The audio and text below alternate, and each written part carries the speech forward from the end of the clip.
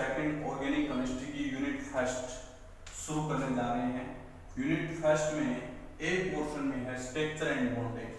ए portion क्या है? Structure and bonding, संरचना एवं बंधन। और बी पोर्शन में है रिएक्शन मैकेनिज्म, अभिक्रिया की क्रियाविधि। तो इस यूनिट में अपन ए पोर्शन में जो पढ़ेंगे उसका पहला टॉपिक है अपने पास रासायनिक बंध के सिद्धांत। रासायनिक बंध के सिद्धांत, थ्योरीज ऑफ केमिकल बॉन्डिंग। तो स्टूडेंट्स, आपने रासायनिक बंध के बारे में सुना होगा।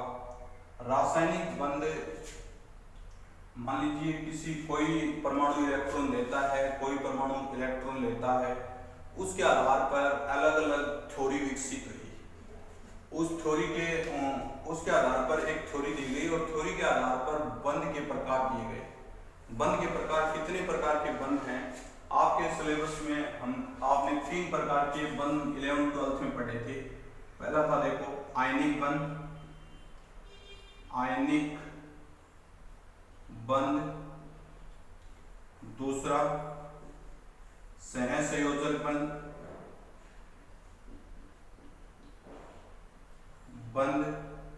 और तीसरा उपसहसंयोजक बंध। उपसहसंयोजक बंध ये हमने 11th क्लास में पढ़ा था और आज हम इसी को हम थ्योरीज ऑफ केमिकल बॉन्डिंग में पढ़ रहे हैं। सबसे पहले पढ़ेंगे आयनिक बंध। स्टूडेंट्स, आयनिक बंध से नाम से प्रतीत है, दो आयनों के मध्य बनने वाले बंध को आयनिक बंध कहते हैं। दो आयनों के मध्य बनने वाले बंध को आयनिक बंध कहते हैं। वैसे सिंपल बात है, लेकिन इसकी अपन थ्योरी दें। जब किसी अणु में एक परमाणु इलेक्ट्रॉन देता है और एक परमाणु इलेक्ट्रॉन ग्रहण करता है, तो उसके दौरान बनने वाले बंध को आयनिक बंध कहते हैं। जब किसी अणु में एक परमाणु इलेक्ट्रॉन देता है एवं एक परमाणु इलेक्ट्रॉन लेता है, तो उसके दौरान बनने वाले बंध को आयनिक बंध कहते हैं। आयनिक बंध मुख्य रूप से अत्यधिक ऋण विद्युतीय परमाणुओं के मध्य पाया जाता है। एक तरफ तो ऋण विद्युतीय होगा, एक तरफ क्या होगा? धन विद्युतीय तत्व है। देखो स्टूडेंट्स, जैसे आयनिक बंध की बात करें, NaCl, इस बंध में एक मुख्य बात ध्यान रखनी है कि अष्टक नियम का पालन भी होता है। कौन से नियम का पालन होता है? अष्टक नियम। जैसे NaCl को अपन लिखे Na+ और Cl-, इससे मुख्य रूप से आयनिक बंध पाया जाता है। तो Na और Cl के मध्य जो बंध बनाएंगे, तो देखो Na का परमाणु क्रमांक कितना है? 11। क्या लिखेंगे? 1s2, 2s2, 2p6 और 3s1, यही तो लिखेंगे। अब देखो स्टूडेंट्स, अपन इसका अष्टक बनाएं, 1s, 2s, 2p और ये 3s। तो 1s में कितने इलेक्ट्रॉन है? 2 इलेक्ट्रॉन। 2s में कितने इलेक्ट्रॉन है? 2 इलेक्ट्रॉन है। 2p में कितने इलेक्ट्रॉन है? 6 इलेक्ट्रॉन। कितने इलेक्ट्रॉन है? 6 इलेक्ट्रॉन है। और 3s में कितने हैं? 1 इलेक्ट्रॉन। अब आप जानते हो संयोजी कोष में कितने इलेक्ट्रॉन है? संयोजी कोष में आप इसमें 1 इलेक्ट्रॉन। कितने इलेक्ट्रॉन है? 1। अब देखिए इधर स्टूडेंट्स, Cl का परमाणु क्रमांक कितना होता है? यहाँ लिखेंगे Cl 17, 1s2, 2s2, 2p6। आप इसको लिख सकते हैं नियोन। क्या लिख सकते हैं? नियोन।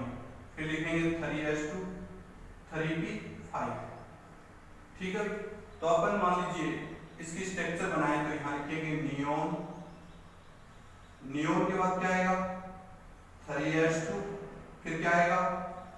3p। 3s2 में कितने इलेक्ट्रॉन है? 2 इलेक्ट्रॉन। 3p में कितने हैं? 5 इलेक्ट्रॉन। 2 2 4 और 1 5। अब देखो इस प्रकार के बंध में एक परमाणु इलेक्ट्रॉन देता है, एक परमाणु इलेक्ट्रॉन लेता है, और देने वाले का भी अष्टक पूर्ण होना चाहिए और लेने वाले का भी अष्टक पूर्ण होना चाहिए। अष्टक नियम का पालन होता है इसमें। तो देखें स्टूडेंट्स, यहाँ पर देखो सोडियम के संयोजी कोष में कितने इलेक्ट्रॉन हैं? 1, और इसके संयोजी कोष में कितने इलेक्ट्रॉन हैं? 7। तो आप ये बताएं कि 7 1 के पास जाएगा या 1 7 के पास आएगा, क्योंकि छोटा होगा वो बड़े के पास जाएगा, तो इसमें एक इलेक्ट्रॉन किसके पास जाएगा, 7 के पास। तो यहां से इलेक्ट्रॉन निकल के ये किसके पास चला जाएगा, क्लोरीन के पास चला जाएगा, और क्लोरीन में अब कितने हो जाएंगे, 7 + 1 = 8, और इसमें कितने हो जाएंगे, 6 और 2 8। अब दोनों का अष्टक पूर्ण हो गया, इसीलिए देने वाला जो होता है, देने वाला उसके ऊपर तो आता है प्लस, और लेने वाले के ऊपर चार्ज क्या आता है, माइनस। इसलिए सोडियम ने अपने संयोजी कोष में एक इलेक्ट्रॉन था वो दे दिया, और देने से क्या बन गया, Na+, तो इसके संयोजी कोष में कितने इलेक्ट्रॉन बच गए, 8 इलेक्ट्रॉन। और क्लोरीन जो है ना, क्लोरीन के संयोजी कोष में कितने इलेक्ट्रॉन है, 7, एक इलेक्ट्रॉन लेगा तो टोटल कितने हो जाएंगे, 8 इलेक्ट्रॉन। तो इसका भी अष्टक पूर्ण हो गया, इसका भी अष्टक पूर्ण हो गया। तो इस बंध में अष्टक पूर्ण होना जरूरी है, और अष्टक नियम का पालन होता है, इसलिए आयनिक बंध का फॉर्मेशन होता है, और इसीलिए Na के ऊपर पॉजिटिव और Cl के ऊपर नेगेटिव। समझ गए स्टूडेंट्स। अब मैं दूसरा एग्जांपल देता हूं, जैसे CaF2 calcium difluoride. Calcium difluoride में देखें आप लोग कि कितने इलेक्ट्रॉन का साझा होता है, आयनिक बंध मोस्ट रूप से, कौन सा बॉन्ड है, आयनिक बॉन्ड। कौन सा बॉन्ड है, आयनिक बॉन्ड।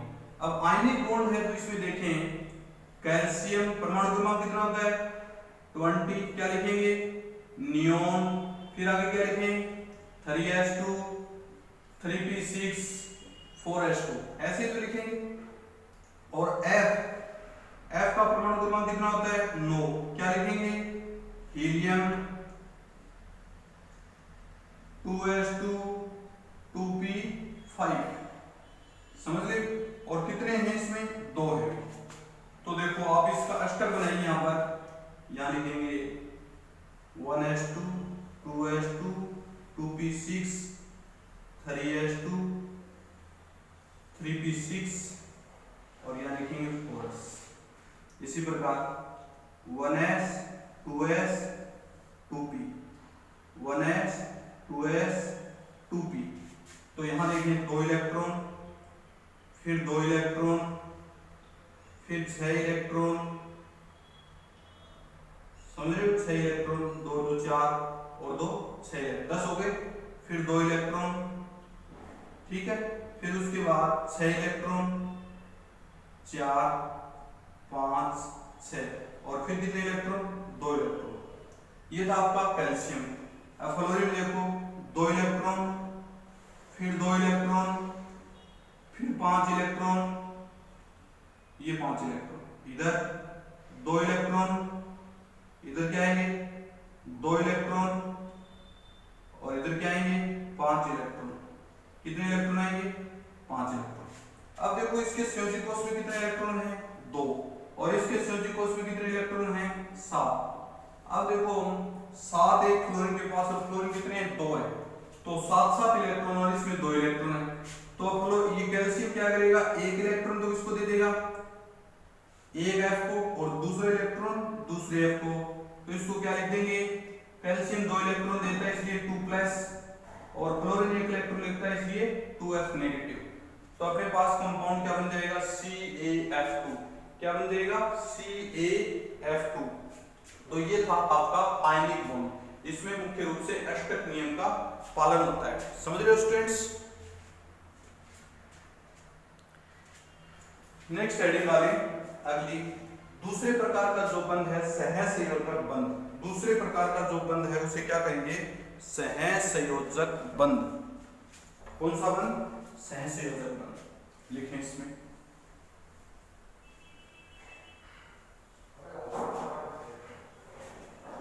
नेक्स्ट नई हेडिंग डालेंगे, सहसंयोजक बंध।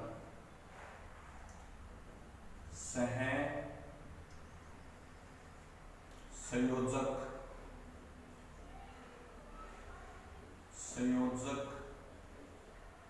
बंध, इसको बोलते हैं कोवलेंट बॉन्ड। क्या बोलते हैं, कोवलेंट बॉन्ड। क्या बोलेंगे, कोवलेंट बॉन्ड, सहसंयोजक। तो देखो 2 से बनकर मिलाइए, एक तो होता है सेमी,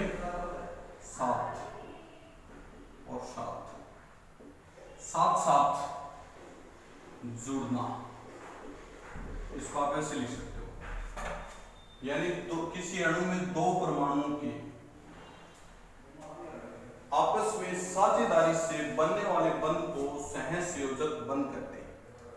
किसी अणु में दो या दो से अधिक परमाणुओं की साझेदारी से बनने वाले बंध को सहसंयोजक बंध कहते हैं। जैसे अपने पास ए है, इधर आपके पास बी है। आपने एक लेविस प्रतीक पढ़ा है, लेविस प्रतीक सिंबल। लेविस प्रतीक का मतलब डॉटेड लाइन से दर्शाते थे, जो आगे चलकर उसको रेडिकल बोलते हैं। क्या बोलते हैं? रेडिकल। तो इसमें दो लेविस प्रतीक का आपस में साझा होता है, साझेदारी से बनने वाले बंध को क्या कहेंगे? सहसंयोजक बंध। जैसे ए के एक लेविस और बी का एक लेविस, और दोनों का इसमें साझा हो जाए तो क्या बढ़ेगा भाई? A bond B. क्या बढ़ेगा? A bond B. समझ गए? जैसे सपोज दैट मैं CH4 की बात करता हूं। किसकी बात करूं? CH4। अब CH4 में आप लोग ये देखेंगे कार्बन में कितने लेविस प्रतीक होते हैं? 4। 1 2 3। ठीक है। उसके साथ हाइड्रोजन में कितने लेविस प्रतीक होते हैं? 4। ये हाइड्रोजन, ये हाइड्रोजन। तो दो लोइस प्रतीक कैसे? ये लोइस प्रतीक ऐसे, ये ऐसे, ये ऐसे। तो अपने पास बॉन्ड क्या बनेगा? CH H H H CH4। क्या बढ़ेगा? CH4। समझ रहे हो स्टूडेंट्स? अब देखो इसको मैं ऐसे लिखूं, साजित इलेक्ट्रॉन का आपस में जुड़ना सहसंयोजक बंध कहलाता है। तो कोई दिक्कत होगी? और इसमें संयोजी कोष के जो इलेक्ट्रॉन है ना, संयोजी कोष के इलेक्ट्रॉन वो ही बॉन्ड बनाने में भाग लेते हैं। संयोजी कोष के इलेक्ट्रॉन बॉन्ड बनाने में भाग लेते हैं। जैसे सपोज दैट H2O, अपने पास H2O है। ठीक है। तो H2O में देखें, ऑक्सीजन में कितने लेविस प्रतीक होते हैं? आप देखेंगे ऑक्सीजन में 6 लेविस प्रतीक होते हैं। हाइड्रोजन में कितने होते हैं? हाइड्रोजन में होते हैं 1। समझ गए? तो देखो इसका अपन इलेक्ट्रॉनिक विन्यास लिखें तो 1s2 2s2 2p6 ये लिखेंगे, 2p4। और इसका 2p संयोजी कोष में कितने इलेक्ट्रॉन है? 6 इलेक्ट्रॉन। और यहाँ देखिए 2 2 4 2 6, टोटल कितने संयोजी इलेक्ट्रॉन है? 6। हाइड्रोजन के संयोजी कोष में कितने इलेक्ट्रॉन होते हैं? 1s1। अपन क्या लिखेंगे? 1 इलेक्ट्रॉन। क्या लिखेंगे? 1 इलेक्ट्रॉन। तो इसमें देखो ऑक्सीजन के 6 इलेक्ट्रॉन और हाइड्रोजन का 1 इलेक्ट्रॉन आपस में ये देखो बॉन्ड बनाएंगे, और बॉन्ड बनाएंगे तो कौन से बॉन्ड का निर्माण होगा? सहसंयोजक। देखना भी, जैसे ऑक्सीजन रख दिया मैंने यहाँ पर, और यहाँ क्या रख दिया? हाइड्रोजन। तो हाइड्रोजन का 1 इलेक्ट्रॉन ऑक्सीजन के इलेक्ट्रॉन से, हाइड्रोजन का 1 इलेक्ट्रॉन ऑक्सीजन के इलेक्ट्रॉन से, और क्या बनेगा? OH। समझ गए? तो जल के मॉलिक्यूल का निर्माण होगा। इसमें देखो डबल बॉन्ड और ट्रिपल बॉन्ड बनते हैं जब दो लेविस प्रतीक आपस में जुड़े, जैसे 2 लेविस है, तो किसका फॉर्मेशन होता है? डबल बॉन्ड का। और 3 लेविस प्रतीक आपस में जुड़े तो किसका फॉर्मेशन होता है? ट्रिपल बॉन्ड का। किसका फॉर्मेशन होता है? ट्रिपल बॉन्ड का। और जब एक लेविस प्रतीक आपस में जुड़े तो कौन से बॉन्ड का फॉर्मेशन होता है? सिंगल बॉन्ड का। समझ गए स्टूडेंट्स? तो हम आपको एल्केन, एल्कीन, एल्काइन के बारे में बता रहा हूं। एल्केन, एल्कीन, एल्काइन देखना स्टूडेंट्स। सबसे पहले अपन क्या लिखें? एल्केन। जैसे मैं लिख दिया मैंने CH3 सिंगल बॉन्ड CH3, यहां लिखेंगे कार्बन, यहां लिखेंगे कार्बन। इसके लेविस प्रतीक 1 2 3 1 1 2 3 1। ये दोनों आपस में जुड़ेंगे। यहाँ हाइड्रोजन रखेंगे, यहाँ हाइड्रोजन रखेंगे, यहाँ हाइड्रोजन। सेम इसी प्रकार से हाइड्रोजन हाइड्रोजन हाइड्रोजन, ये इसके साथ जुड़ेगा, ये इसके साथ जुड़ेगा, और ये इसके साथ जुड़ेगा। ये इस लुईस प्रतीक के साथ, ये लुईस प्रतीक के साथ, ये तो अपन क्या लिख सकते हैं इसको? CH H H single bond C H H और H, ये बन जाएगा आपका single bond CH3 single bond CH3। ठीक है। अब आगे देखें नेक्स्ट, जैसे CH2 डबल बॉन्ड CH2, इसका फॉर्मेशन करने जा रहे हैं, तो इसका फॉर्मेशन करेंगे, देखो क्या बनेगा, C, ये दो लेविस प्रतीक, ये दो लेविस प्रतीक, ये दोनों आपस में जुड़ जाएंगे, और यहाँ क्या लिखेंगे, H, ये लेविस प्रतीक, और यहाँ क्या लिखेंगे, H, ये लेविस प्रतीक। सेम इसी प्रकार से H, ये लेविस प्रतीक, H, ये लेविस प्रतीक। ठीक है भाई, तो क्या बन गया आपका CH2 डबल बॉन्ड CH2। अब ट्रिपल बॉन्ड की बात करें तो triple bond HC triple bond CH, तो आप क्या करेंगे, C, यहाँ देखो 3 लेविस प्रतीक, ये लेविस प्रतीक, ये लेविस प्रतीक और ये लेविस प्रतीक, इससे क्या जुड़ेगा, हाइड्रोजन, इससे क्या जुड़ेगा, हाइड्रोजन। समझ गए स्टूडेंट्स? तो ये था आपका डबल बॉन्ड, सिंगल बॉन्ड और ट्रिपल बॉन्ड का फॉर्मेशन लेविस प्रतीक द्वारा या कोवलेंट बॉन्ड का फॉर्मेशन। समझ गए स्टूडेंट्स? ये था आपका कोवलेंट बॉन्ड। और थर्ड आपका है उप सहसंयोजक बॉन्ड। हेडिंग डालिए, उप सहसंयोजक बंध। कौन सा बंध? उप सहसंयोजक बंध। समझ रहे स्टूडेंट्स, कौन सा बंध है? उप सहसंयोजक बंध। उप सहसंयोजक बंध स्टूडेंट्स क्या होता है? एक प्रकार का सहसंयोजक बंध होता है। एक प्रकार का कौन सा बंध होता है? सहसंयोजक बंध ही होता है। इसमें होता क्या है, किसी अणु में एक परमाणु इलेक्ट्रॉन युग्म देता है जबकि एक परमाणु इलेक्ट्रॉन युग्म लेता है। एक परमाणु क्या करता है? इलेक्ट्रॉन युग्म देता है, एक परमाणु इलेक्ट्रॉन युग्म लेता है। ठीक है, और इसको अपन एक एरोनुमा बंध के द्वारा, एरोनुमा इस प्रकार के बंध के द्वारा दर्शाते हैं। इस बंध को बोलते हैं उप सहसंयोजक बंध। उप सहसंयोजक बंध। ठीक है, जैसे एल्किल आइसोसाइनाइड, एल्किल आइसोसाइनाइड, तो देखना इसमें एल्किल आइसोसाइनाइड में नाइट्रोजन अपने इलेक्ट्रॉन युग्म किसको दे रहा है? कार्बन को दे रहा है। तो यहाँ कौन सा बंध बन रहा है? उप सहसंयोजक बंध। और विशेष रूप से ये एक सहसंयोजक बंध ही है और इसको एक विशेष तरीके से दर्शाया है कि एरो के द्वारा, इसलिए इसका नाम क्या पड़ गया? उप सहसंयोजक बंध। जैसे एल्किल आइसोसाइनाइड, इसमें नाइट्रोजन अपने इलेक्ट्रॉन किसको दे रहा है? कार्बन को, और कार्बन इलेक्ट्रॉन ग्राही है और नाइट्रोजन इलेक्ट्रॉन दाता है, तो इसको तो बोलते हैं दाता, दाता परमाणु, और इसको बोलते हैं ग्राही परमाणु, ग्राही परमाणु। समझ गए? एक तो क्या होता है? दाता परमाणु, एक होता है ग्राही परमाणु। समझ गए? अब इस बंध का निर्धारण मुख्य रूप से फॉर्मल आवेश के द्वारा निर्धारित किया जाता है। किसके द्वारा? फॉर्मल आवेश। आपने 11th क्लास में स्टूडेंट पढ़ा था फॉर्मल आवेश। कौन सा आवेश? फॉर्मल आवेश। तो हेडिंग डालें फॉर्मल आवेश। तो फॉर्मल आवेश देखो क्या होता है, यहां लिख देते हैं, मैं फॉर्मूला लिख रहा हूं फॉर्मल आवेश का। यहां लिखेंगे फॉर्मल आवेश इज इक्वल टू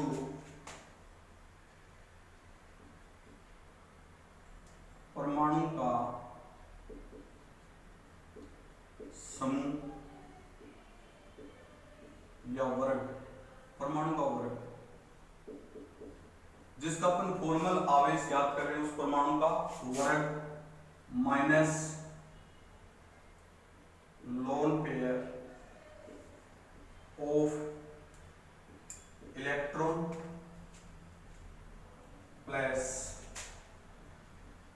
सहसंयोजक बंध। ये फॉर्मूला होता है।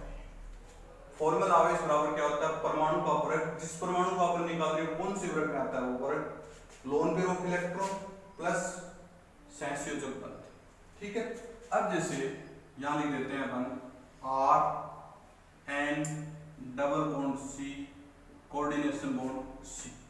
ठीक है, तो इसमें कार्बन का फॉर्मूला आवेश याद करेंगे। यहां लिखेंगे कार्बन का फॉर्मल आवेश। किसका आवेश? कार्बन का फॉर्मल आवेश। तो कार्बन का फॉर्मल आवेश याद करें तो कार्बन का परमाणु में कौन से वर्ग में आता है? कार्बन चौथे वर्ग। कौन से वर्ग में आता है? चौथे वर्ग में। ठीक है भाई, माइनस कार्बन पे लोन पेयर कितने हैं, कितने लोन पेयर हैं, देखो ये आप इसे ऐसे मान सकते हैं। तो लोन पेयर ऑफ इलेक्ट्रॉन कितने हो गए, 2, ठीक है भाई। और संयोजक बॉन्ड कितने हो गए, 1 2 3 प्लस 3, समझ गए। तो अपने पास चार्ज क्या आएगा इसका, 4 माइनस 5 बराबर -1।